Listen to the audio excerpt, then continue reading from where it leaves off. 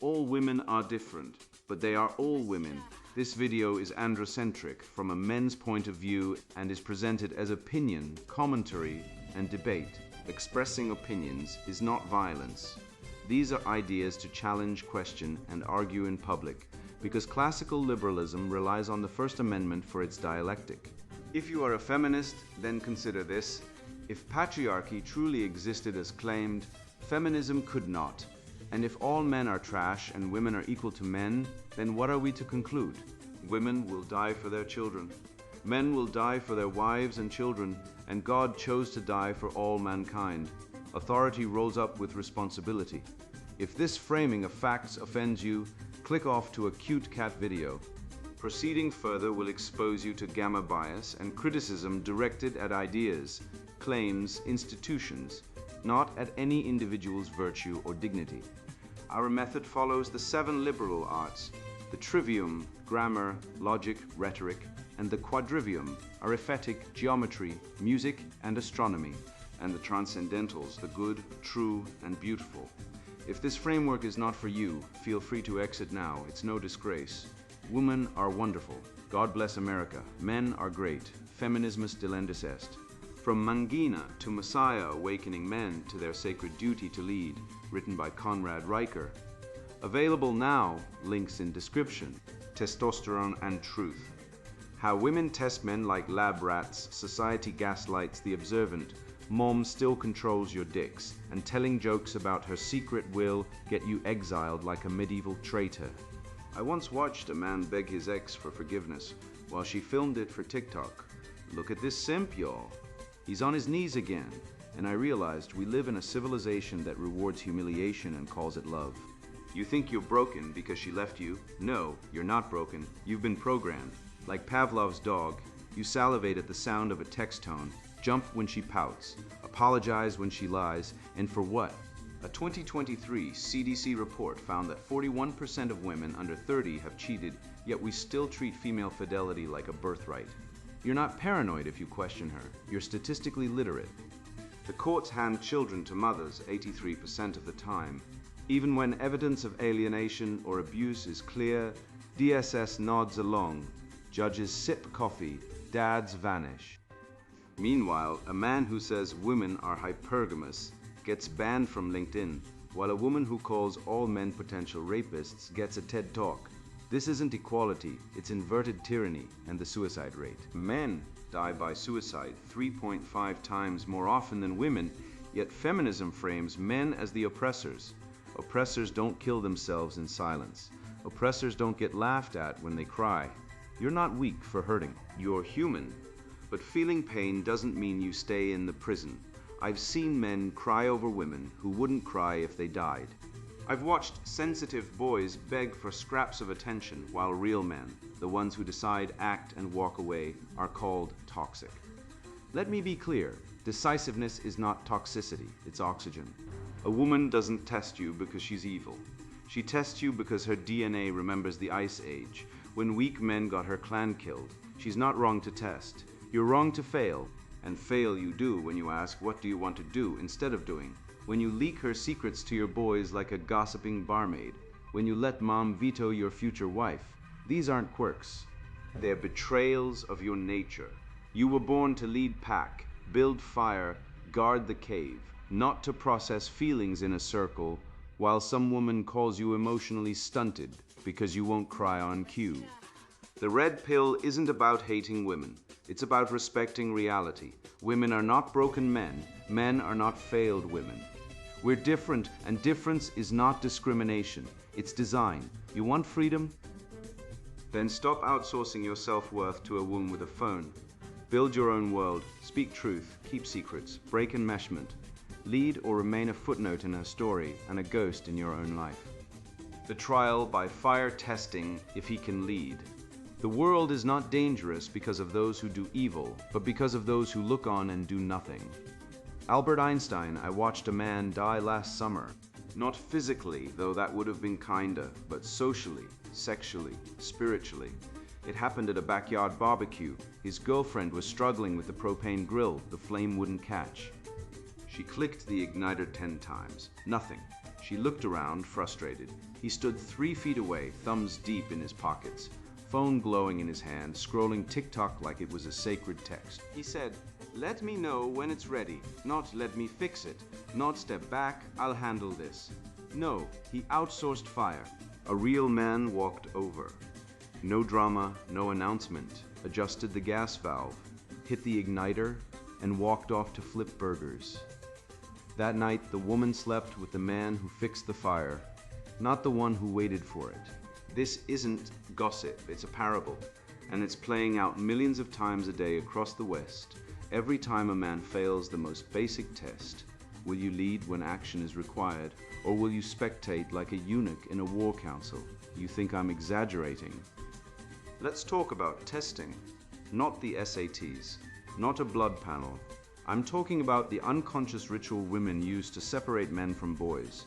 You've been tested, you just didn't know it. Your date accidentally misses the last train. She doesn't call, she waits. Will you panic?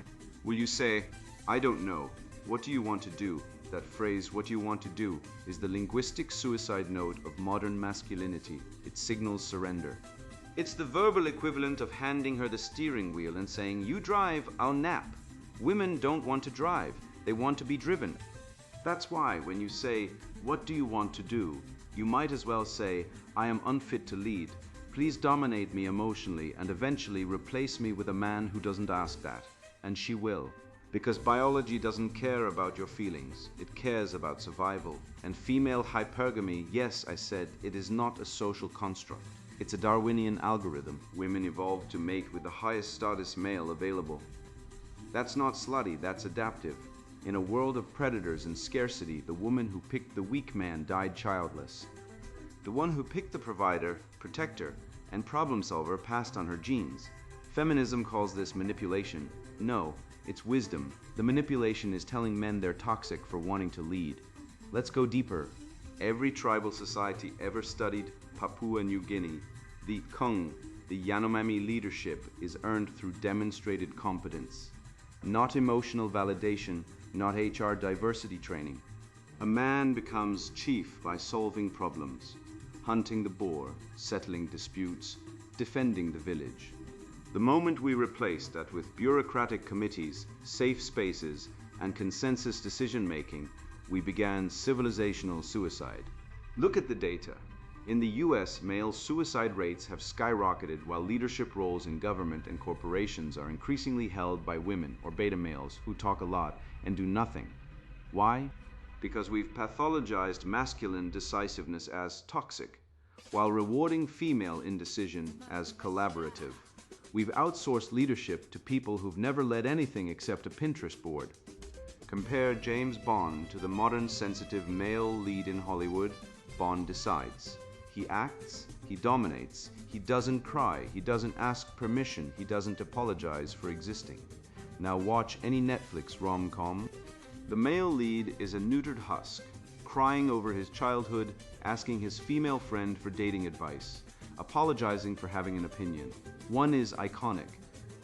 The other is a beta orbiting a female sun, waiting for scraps of validation. And audiences know it. Bond films make billions. These sensitive films flop. Why? Because deep down, men want to be Bond and women want to be with Bond, not the man who says, "I feel like maybe we should talk about our feelings before we have sex." Here's the truth no one wants to admit. Men are not born leaders, they are forged, like steel in fire. The modern man has been weakened by gender-biased upbringing, coddled from the start, shielded from failure, never told handle it yourself. Then school penalizes him for being bold, driven, assertive. Then workplace culture molds him into a passive follower, polite, agreeable, emotionally restrained. By 30, he's a company cog who mistakes professionalism for strength. It's not. Leadership means choosing when chaos looms, moving forward when others freeze, and accepting the fallout when things go wrong. That's why I created the initiative threshold. A simple idea. There's a baseline of independent action that defines manhood. Most males today never reach it. They pause, they seek permission, they hesitate. And then they question why they're overlooked, why respect eludes them, why attraction fades. So I say this, Do a 30-day leadership drill. Every day, make a unilateral decision. No polling, no what do you think, just lead. Choose the restaurant, pick the movie, decide when to leave. If your girlfriend says, I wanted to stay longer, smile and say, next time you plan it, watch what happens. Her behavior will shift. Your self-respect will rise because action generates identity. You don't think your way into being a man, you act your way in. And let's talk data. A 2019 study in evolution and human behavior found that women rate men who make quick, decisive choices as more attractive, even when the decision was objectively wrong. Indecision? That's rated as the top turnoff. Why? Because in the ancestral environment, the man who stood there going, should we run from the lion or try to reason with it, got eaten. The one who shouted run and led the tribe to safety got the women. That's not patriarchy, that's survival. I'll leave you with this. A friend of mine planned a weekend trip to Montreal. His girlfriend forgot her passport. Classic test. He could have panicked, he could have blamed her. He could have said, this is ruined. Instead, he chartered a private flight to New York, booked a hotel in cash, and turned it into a spontaneous city break. She was stunned, not because of the money, but because he led. He didn't wait for permission. He didn't outsource the problem. He executed the leadership loop. Identify problem, decide solution, act, execute, bear consequences, cost, adapt, enjoy the new plan. Women watch this loop like hawks. If you stall it, decide, attraction dies. If you complete it, you become myth. That's the fire. Walk through it or stay soft and be forgotten. I've watched too many men fold under the weight of a woman's scream, not because they're weak, but because they've been conditioned to treat female emotion like a nuclear reactor, too dangerous to confront, too sacred to question. I used to believe it too. I nodded when my therapist said, maybe you didn't validate her enough. I winced when my sister said, you're so cold. But then I started noticing a pattern. The louder the tears, the more irrational the behavior. The faster the man gets branded the problem. That's not empathy. That's coercion with mascara. The gaslighting of reality, social engineering men out of their senses. He made me feel crazy. That's the phrase they use when they win. I heard it from a friend after his girlfriend hurled his phone into the kitchen tiles because he dared to mention she'd spent $1,200 on shoes in 2 weeks. He made me feel crazy. Not I overreacted. Not I destroyed property. No, the narrative flips. The man who witnessed the tantrum is now the villain who triggered it. This isn't psychology, this is warfare. And men are losing because we've been taught to believe our own eyes are lies. I saw it in John's face, the software engineer who finally left after his girlfriend screamed, sobbed, and shattered his phone during an argument about weekend plans. He told 3 friends. 2 said, maybe you pushed her too far. 1 suggested couples therapy. Not 1 said, that's assault. Not 1 said she has anger issues. Instead, they gaslit him, the victim, by implying he caused it. And that's the system. When a man reports female violence or instability, he's told to reflect on his toxic masculinity, not hers on her psychotic outburst. We've built a culture where a woman can scream, cry, throw, and claw, and the man who says, this is not okay, gets labeled the abuser. Try that as a woman. Try calling the police on your boyfriend for raising his voice. See how fast emotional abuse becomes your charge. Gaslighting isn't just a marital tactic. It's a state-sponsored doctrine. Feminism didn't just hijack therapy, it invented it as a weapon. When you say, she lied, you're told you're projecting. When you say she cheated, you're told you're insecure. The language of psychology has been corrupted to pathologize male perception. In the 1944 film Gaslight, a husband manipulates his wife into doubting reality. Today, the tables are turned. The woman manipulates, the man doubts, and the therapist, paid by the state or insurance, reinforces the delusion. The term gaslighting has been stolen, flipped, and used to accuse men of the very manipulation women practice daily. It's linguistic hijacking, and it's working. Let's talk numbers. A 2023 study in the Journal of Family Psychology found that 68% of men who set firm boundaries in high-conflict relationships were falsely accused of emotional abuse. Think about that. 2 out of 3 men who say no get labeled abusers, the real abuser. The woman who weaponizes tears, trauma language, and the social safety net. She screams, he flinches. She says, "You're scaring me," and suddenly he's the monster. Meanwhile, CDC data shows women initiate physical violence in relationships at nearly the same rate as men. 56% of the time, according to the National Crime Victimization Survey. But try telling that in court. Try arguing that in therapy, you'll be told you're minimizing female pain. Not once will they ask why so many men are now sleeping in their cars, losing kids, or swallowing pills. We've created a feminine infallibility doctrine, a cultural catechism that says women cannot be irrational, abusive, or deceitful. Any man who says otherwise is a misogynist. It's the new heresy. Back in the 1600s, men were burned for saying women were witches. Today, men are cancelled for saying women are volatile. The orthodoxy has changed, but the punishment remains: silence or exile. When a man says she's unstable, he's told to check his privilege. When he says she lied, he's told he's controlling. The doctrine protects not truth, but gynocentrism. The idea that female emotion is sacred and male reason is suspect. Look at this is us. Watch Grey's Anatomy. See how the emotionally unstable woman is portrayed as deep, complex, wounded, the man who sets boundaries, cold. Distant, abusive, the message is clear. Female emotion is art. Male logic is cruelty.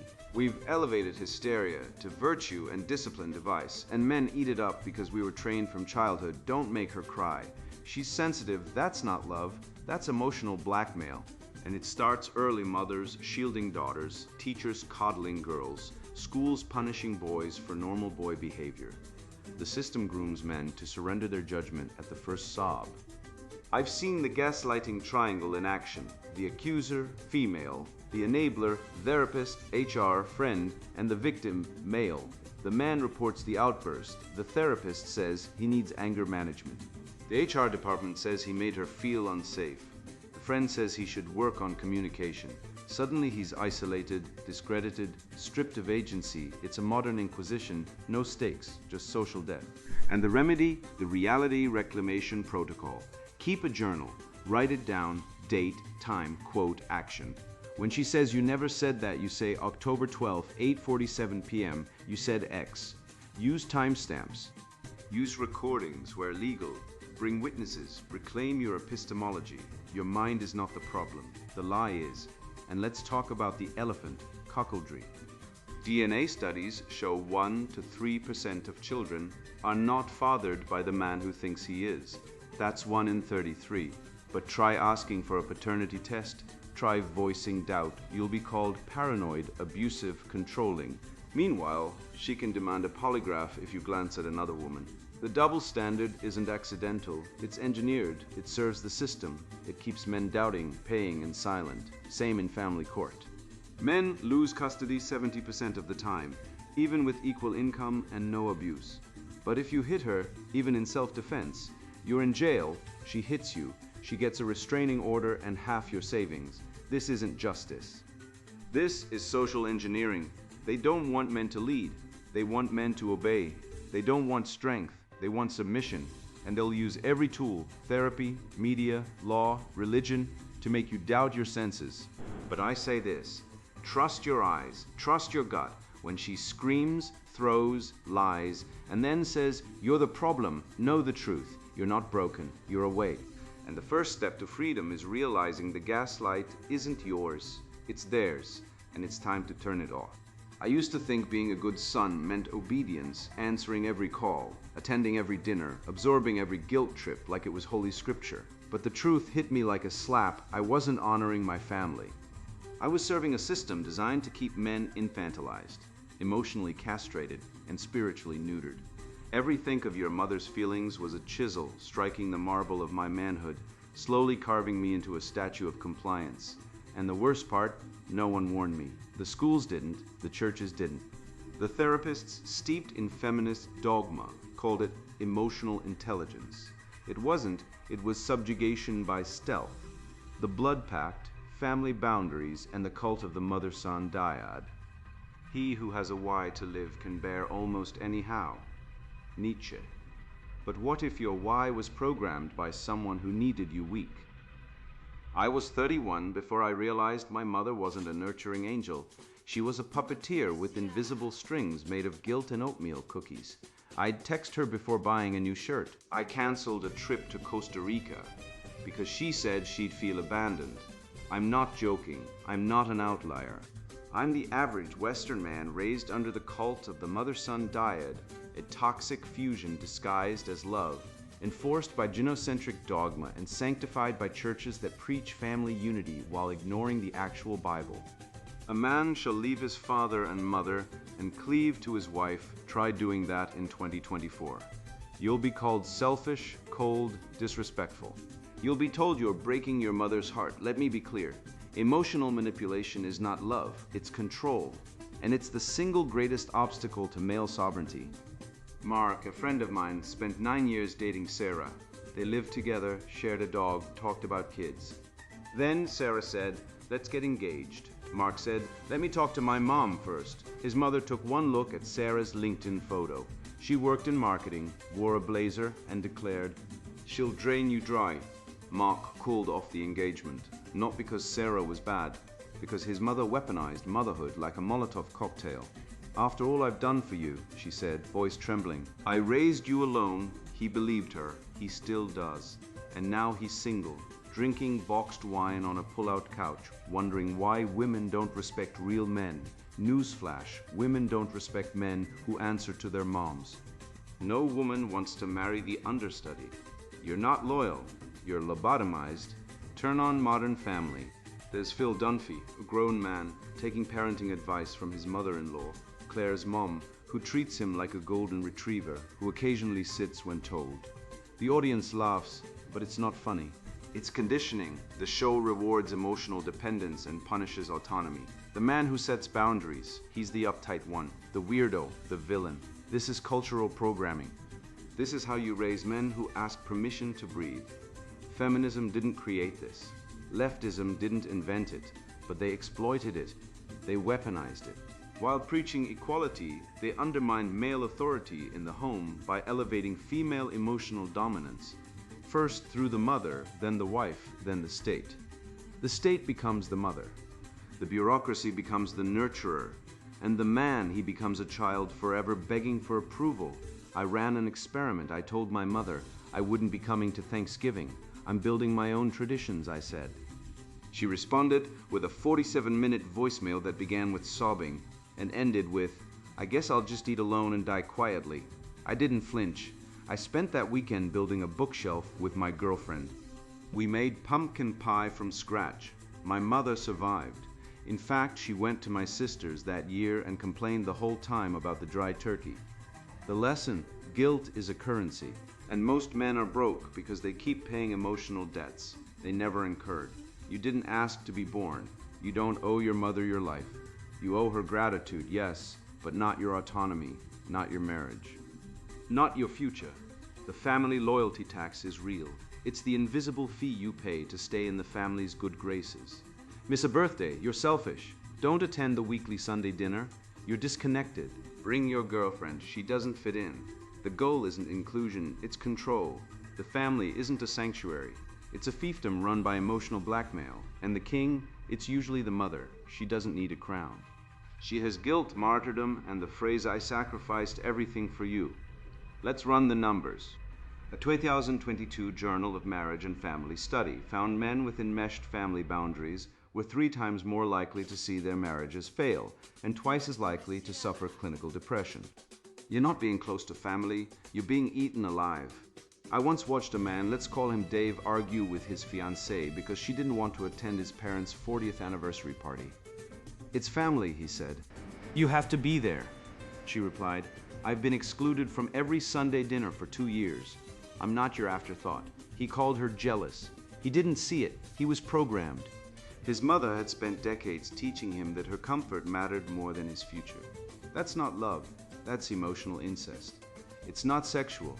It's psychological. It's when a parent treats a child as their primary emotional partner, and it's rampant. The mother doesn't want a son. She wants a husband substitute, and society rewards her for it. Hallmark cards say world's best mom. Therapists say you should call your mother more. No, you should call her when you want to, not when she's deploying emotional IEDs. The church, it's complicit.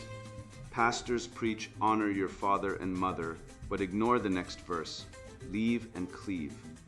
They glorify family totems while undermining the marital covenant, the actual foundation of civilization. The family isn't sacred. The marriage is sacred.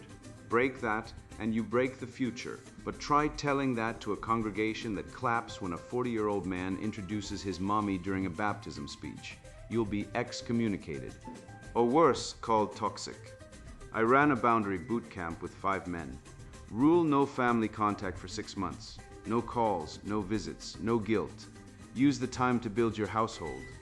2 quit in the first week. Mothers threatened hospitalization. 1 got his girlfriend pregnant and used it as an excuse to make peace. 2 finished. Both reported higher confidence, better sex lives, and get this healthier family relationships. Why? Because boundaries aren't walls. They are filters. You don't hate your family. You stop letting them colonize your soul. The cycle is always the same. Guilt, compliance, resentment. Rebellion, apology, repeat. It's a psychological hamster wheel. Break it by refusing the first step. When your mother says, "After all I've done for you," say, "I appreciate that. I'm doing my own life now." Then hang up. She'll scream, she'll cry, she'll threaten, she'll survive. And you? You'll breathe for the first time in decades. The mother-son dyad isn't sacred. It's suffocating, and every man who breaks free isn't betraying his family. He's fulfilling his duty to himself, to his future wife, to the future itself.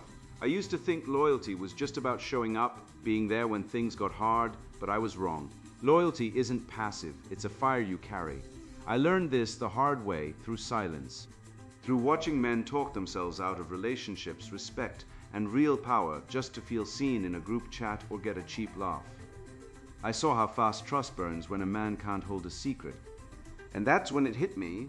The real test isn't in the crisis. It's in the quiet moment when someone hands you something fragile and says, without words, "Don't break this." The secret and the snitch.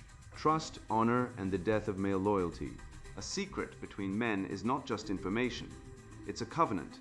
And when a woman hands you one, she isn't bonding, she's testing. Think of it like this. Handing you a secret is like giving a man a sword and saying, "Can you hold it without cutting yourself or me?" Most men today drop it, wave it around, or sell it on Etsy. And they wonder why their relationships implode. I once watched a man, call him Dave, sit across from his best friend in a bar and whisper, "I'm divorcing. She's been cheating." 2 days later, Dave's friend told 3 co-workers, one of whom told Dave's ex-'s new boyfriend. By Friday, Dave's humiliation was office lore. And what did the snitch get? Praise. "Dude's honest," they said. "He tells it like it is." No, he's a rat. He failed the only test that matters, honor. In ancient Sparta, a man who betrayed a brother's confidence would have been flogged or exiled. In 2024, he gets a podcast guest spot. Want a good laugh? Pull up YouTube and type in "men spilling tea." You'll find a whole pile of clips where guys proudly admit they told their therapist, their barber, or even their rideshare driver every secret their girlfriend ever shared, then pat themselves on the back for being emotionally honest. That's not honesty, that's weakness. It's like a Norse fighter shouting battle strategies from a hilltop for birds to carry off. The West rose because men honored their promises, not because they turned private talks into viral posts. I ran a test. I shared a small personal matter, nothing extreme, just something private with 5 close male friends. Then I waited. 3 repeated it within 7 days. 1 said, "I only told my wife." Another said, "I thought it was funny." And here's the twist. All 5 had previously called women gossipy. The truth hits harder when it reflects back at you. Research supports this. A 2021 paper in Evolution and Human Behavior shows that women are naturally more focused on judging male reliability than on money or appearance. Why? Because from an evolutionary standpoint, a man who can't keep a secret is a man who can't safeguard others. He's a risk. He's the first one gone when danger comes. Let's talk about the honor gradient. Imagine a line.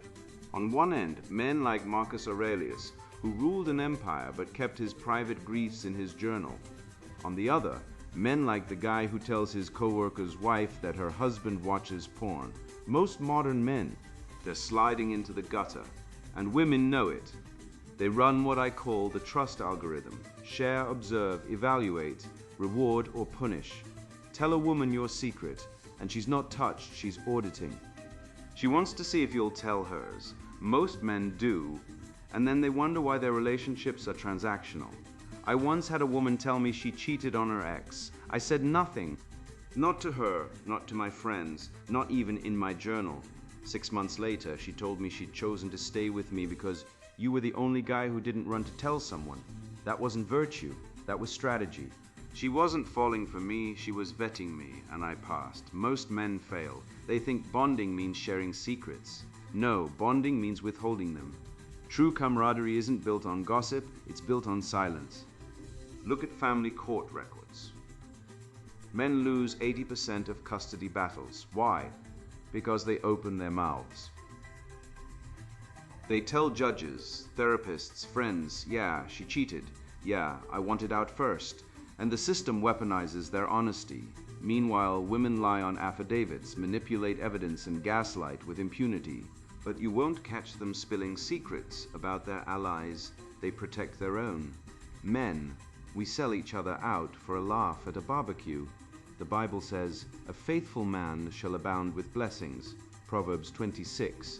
Today, faithful men are called repressed. Men who keep secrets are toxic.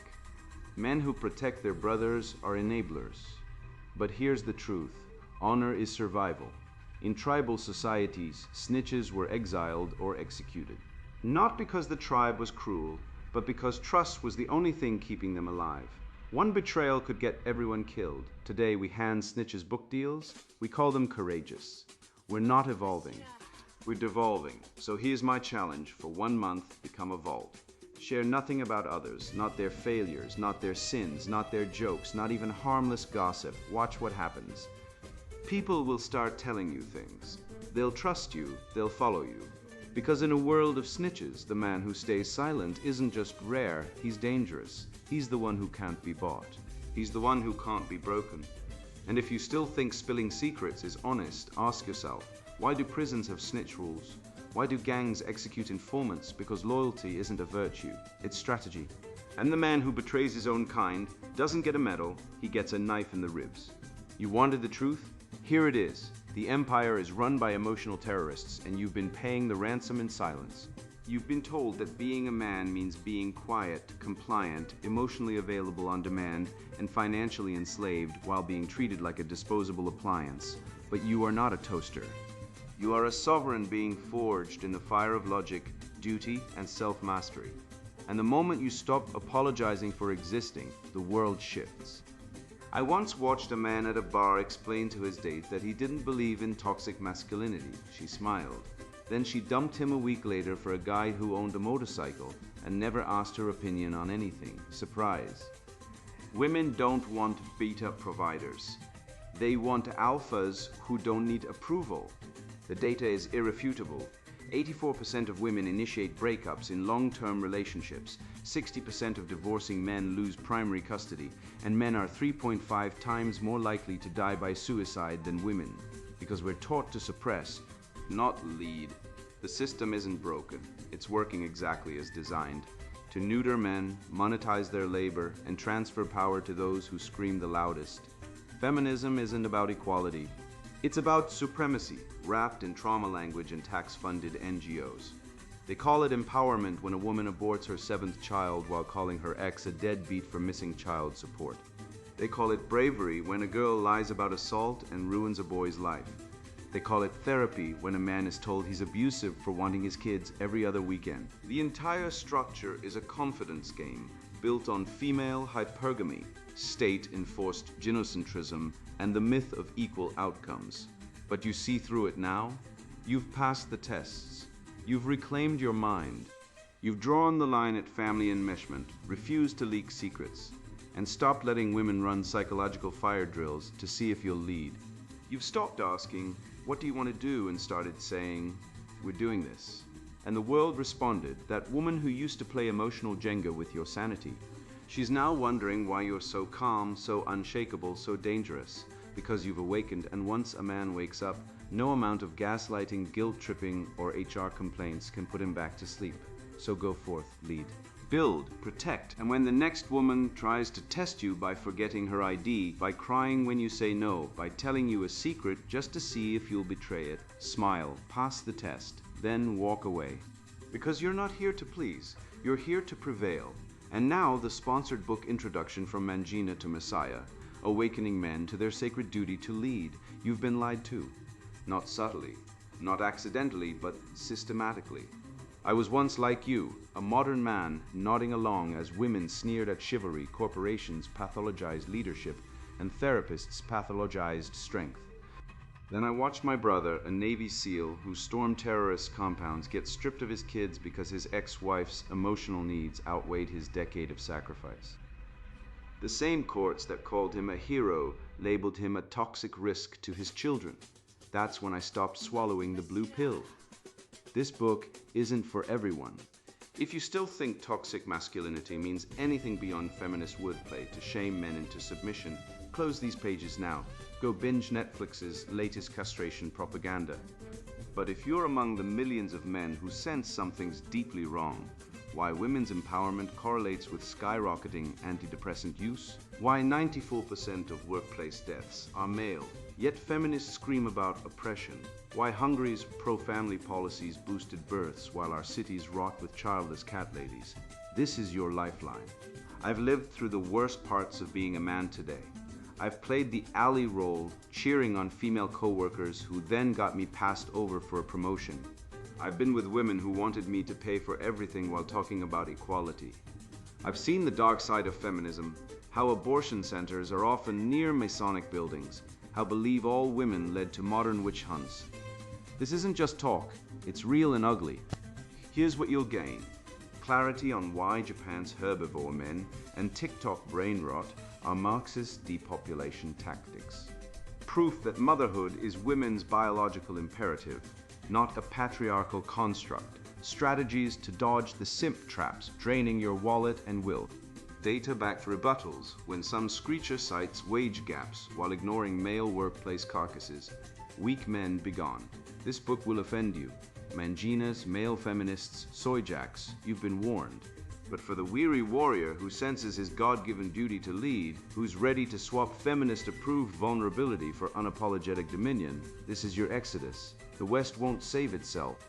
Only you can reverse the estrogen Marxist tide. Your ancestors didn't carve civilization with self-help mantras. They conquered. So will you or die whining. Choose. From Mangina to Messiah, awakening men to their sacred duty to lead. Written by Conrad Riker. Buy now, links in description.